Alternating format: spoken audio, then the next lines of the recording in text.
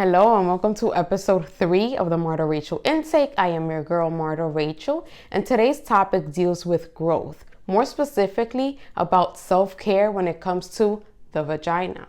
I'm going to discuss my journey with hair removal, starting off shaving, transitioning to waxing, some horror stories in between, and how I found my newfound love of sugaring. So let's get to it. My hair removal journey was a very interesting one, and it started off very slow. My mom didn't let me shave until I was 13.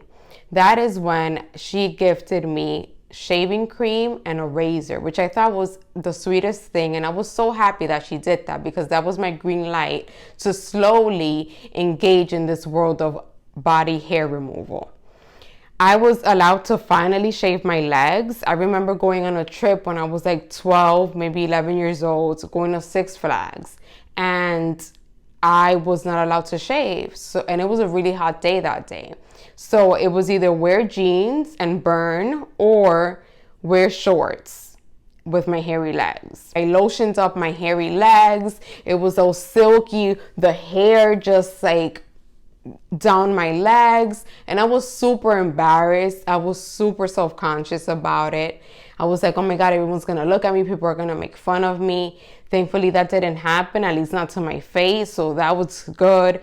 But it was just like, instead of just having fun and engaging in the whole experience of, oh, I'm in Six Flags, it was always, I'm there, but I was there and it was just like, oh my God, my legs, oh my God, these hairy legs. It was just not fun. So finally, when I turned 13 and I was given this green light of, okay, you can go ahead and shave, I was so happy. Thankfully, that was a good experience. My legs were a good experience, but every other body part was not. After I shaved my legs, I tried to shave my thighs, and that was not fun at all. I got a lot of bumps, a lot of irritation with the shaving.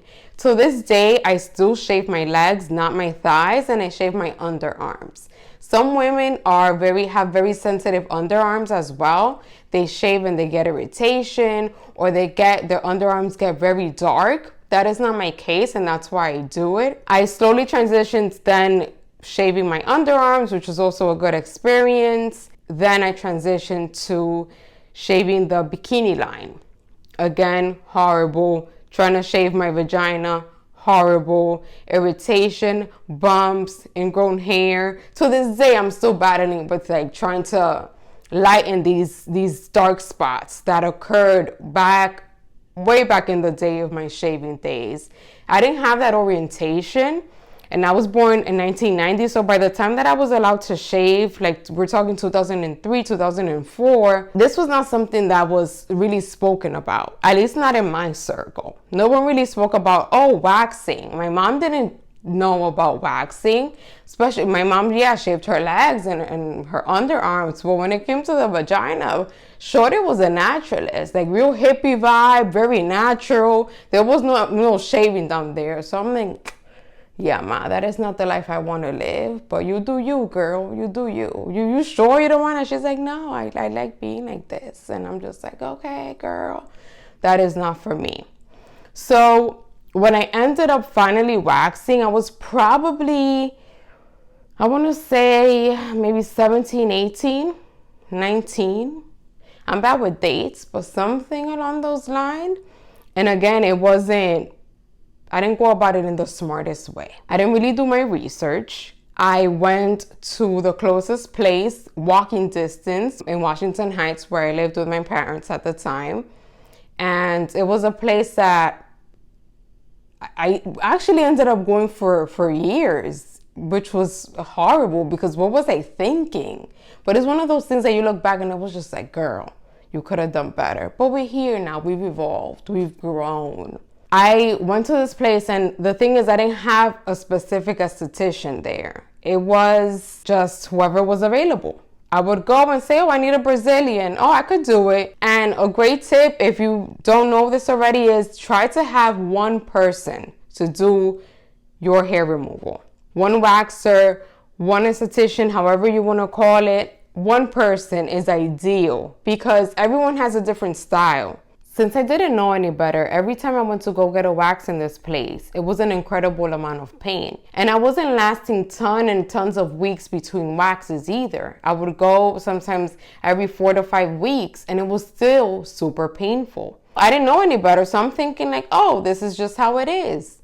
Waxing is just painful. It's just something that I have to endure if I want to just get rid of this hair.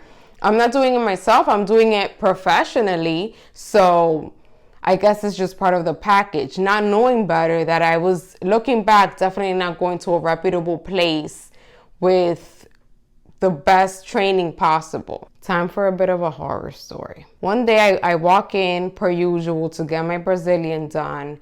And they're like, oh, we're really busy, but you could go to our sister location a couple blocks away. They gave me the address. I'm like, okay, sure, I'll walk over. I go, I am greeted by the aesthetician. She's like, oh, hi, whatever. I get undressed, waist down to get prepared for my Brazilian. She is starting to do my Brazilian, and all of a sudden, she taps my vagina and says, nice body. And I'm just like, what the fuck? It's like, yo, this is like highly inappropriate. Like, I just felt super uncomfortable. Never again. I kind of froze and just like, yo, I said thank you. That's what I said. I said thank you and nothing else. Like, oh, you're not supposed to do that. One of those things that you say like, is this really happening? So I never went to the sister location again. And I just kept going to the original place that I was going to, thinking like, oh, if they ever send me to that sister location, I am not going there. But I never told anyone like, hey, this is what happened to me. That was highly unprofessional. I should have told her, like, listen, you're not supposed to, like, really say that or do that. Like, how you gonna just tap my vagina and be like, nice body? That is something that is just like, yo, no. I continue to go to the original place where I'm going to for years. What really stopped me was the last time that I went over, which was, if you haven't checked out episode 2 of the Marta Rachel Intake, check that out. I did have a manicure and a pedicure, so I was like mentally happy about that as a woman. But down there, it was a little crazy. So I went to get a Brazilian. I'm having contractions as I'm on this table, legs open, getting this Brazilian. Now, oh ladies, talk about pain. That was the most painful waxing experience of my entire life. And that was it. That was my last straw. I was like, never again. I'm gonna figure this out. And I did. I was recommended this amazing, beautiful person who I'm going to tag in this video, Wax.V on Instagram. I saved the information from the person that I recommended her and said she was amazing. And I was like, I'm going to try it out. Why not? She is located in New York City in 207th Street area. Again, go to her Instagram, book with her. I highly, highly recommend her.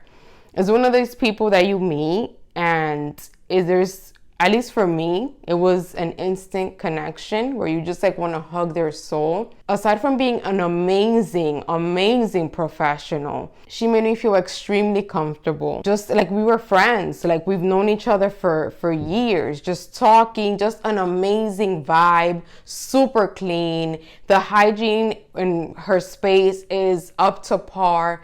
I highly recommend if you're in New York City, even if you're in another borough, it is worth it. If you're in Brooklyn, Queens, whatever in New York, I would recommend still going to her. It is definitely worth it. The only reason why I stopped going to her was because I moved down south, now to North Carolina, and I had to leave her, of course. But if not, that would have been my girl for ages to come, as long as she would have been alive and well and would have continued in this profession. She is licensed as well, so it's not like, oh yeah, they're just this homegirl that does waxing. No, she is licensed, again, super professional. You could tell the wax that she used was completely different than the wax that I was experiencing in the original place where I was going to for all these years because I didn't know any better. The quality of it, the smell of it, everything. Once I moved, I needed to find another place, right? So I found another place. It was good, very professional, a little pricey, but you get what you pay for because, again, it's worth it. I was in the original place, a Brazilian cost $25. Now, if you are someone who gets waxes, then you know that sounds off. You know, it's like, yeah, oh yeah, sounds great. The price, oh yeah, it's cheap, but it's one of those things where you get what you pay for. It was not worth it at all. I'd rather pay double, triple that, and to get something that's gonna be amazing and worth it, that is not gonna irritate my skin, that is not gonna be super painful, as opposed to paying less and just being in so much pain all the damn time. Like, not worth it at all. So I've transitioned, from the shaving, which is the worst thing that you can do to your vagina, is shave it. Please don't shave your vagina. I think your vagina is something so sacred as women that we need to really care for it. And I've heard women say like, well, I'm single, so it doesn't really matter. Like, no one's really looking at it. Girl, could we love ourselves a little bit more than that? It doesn't matter if you're single or in a relationship. It's about you. It's about doing things for ourselves that makes us feel good.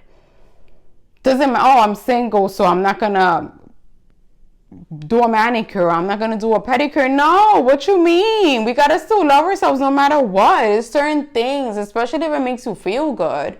And it will make you feel good, because when you look at yourself in the mirror, you'll be like, yes, girl. It's little things like that people don't really put mind to it. If you're feeling down or if you're feeling not your happiest, putting on a cute outfit, maybe doing your makeup if that's something that you're into, doing your hair, doing a manicure, doing a pedicure, little things that you don't really, oh, that's not going to make me feel better, but it will. It does. Like, you look at yourself and you be like, damn, I look good. And all of a sudden you're feeling better, right? So it's one of those things where it's just like, the vagina is such an important thing in our body. It's such an important part of our body, of our being. We need to care for it and nourish it. Don't shave. If you're going to wax, go to someone that is knowledgeable, that is a professional, that is going to care for you, that's going to also teach you how to go about it between waxes, right? To prevent ingrown hairs and things like that. Overall, I would say the best waxing experience ever was always with Wax.V. For the first time ever was that I heard the importance of exfoliation. And I was already seeing really changes in my skin with her. After transitioning here, it was cool. It was like, okay, I found someone else. I was still sad because it was like a loss, honestly, leaving Wax.V, but it was okay. So I already had the knowledge of how to exfoliate, which is pretty much I learned that baking soda could be a good exfoliator and just a salt scrub. I also learned that the less fragrance that it has, the better, because fragrance could also add, sometimes depending on who you are, some irritation to the skin. Of course, always consult with your esthetician, your waxing specialist, to see what is best for you. I'm no expert. I'm just letting you know what's worked for me. With the waxing, I did that for a couple of months, and then I found this amazing place, like a 10-minute drive from where I live now, that is called LA Bikini. This place, they don't use wax. They use sugar. So it's what's called sugaring, which is pretty much just mixing water and sugar, which creates this very thick paste, almost looks like silly putty, and they put that on the skin. And that is a way to remove the hair. That is all they use. There is no wax at all in the facility. I've actually have come to absolutely love sugaring. Because I noticed there is no irritation at all in my skin. There is no redness whatsoever. The ingrown hairs are also more controlled. Again, exfoliating is key regarding what method of hair removal that you use.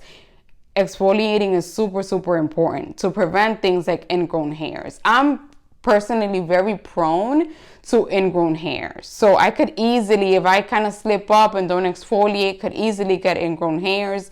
I know everyone's different, so do the regimen that works for you. But definitely I would say exfoliating is something that's vital in the whole hair removal process. With sugaring, again, there is no irritation whatsoever. And I use that for every part of my body that I don't shave, which is pretty much my thighs.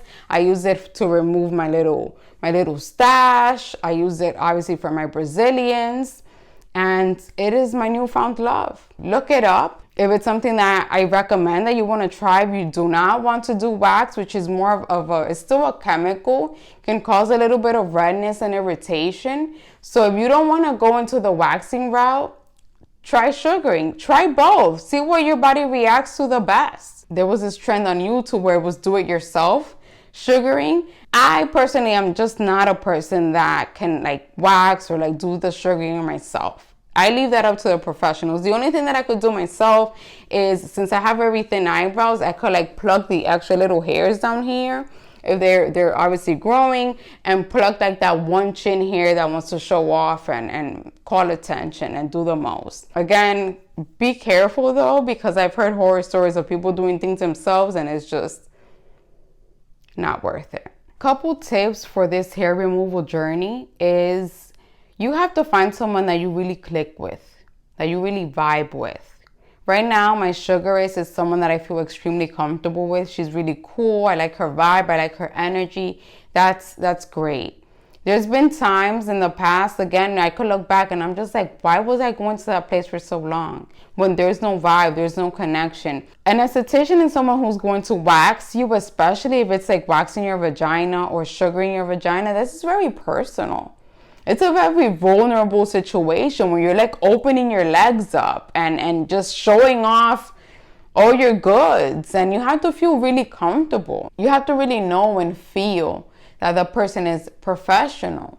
And it helps also if you can also, while you're there, just, talk and have a conversation, and for it to be just a good, chill, good vibe. If you don't feel that, girl, you don't owe anyone anything.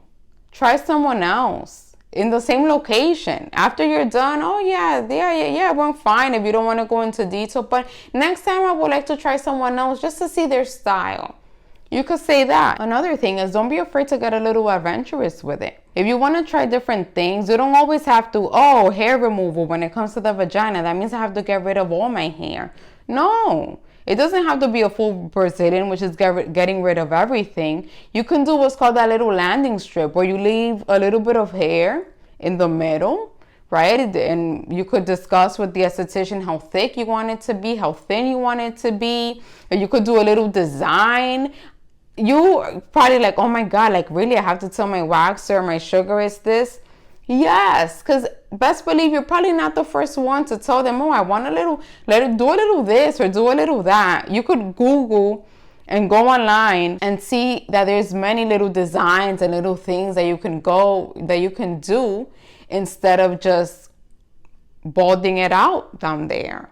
Don't be afraid. They're professionals. This is what they're here for. It's like going to the dentist and telling them, being afraid to be like, this tooth really hurts. Can you pay extra attention to this tooth? Because you're like, oh my God, no, I'm not going to tell my dentist my tooth hurts. Like, no, it's just the same thing. Or I don't want to go full out this time. Do a little landing strip or do a little design here and there and have fun with it. Wherever you are in this journey of hair removal, wish you the best of luck. I hope you guys haven't had horror stories like I have. If you have, feel free to comment and let me know what they are. If you're okay with sharing that, I'm here to interact. Again, build community. Please subscribe if you haven't already. Thank you so much for hearing my story, hearing my growth journey when it comes to hair removal. Peace and love, and stay tuned soon for episode 4 of the Marta Rachel Intake. Bye.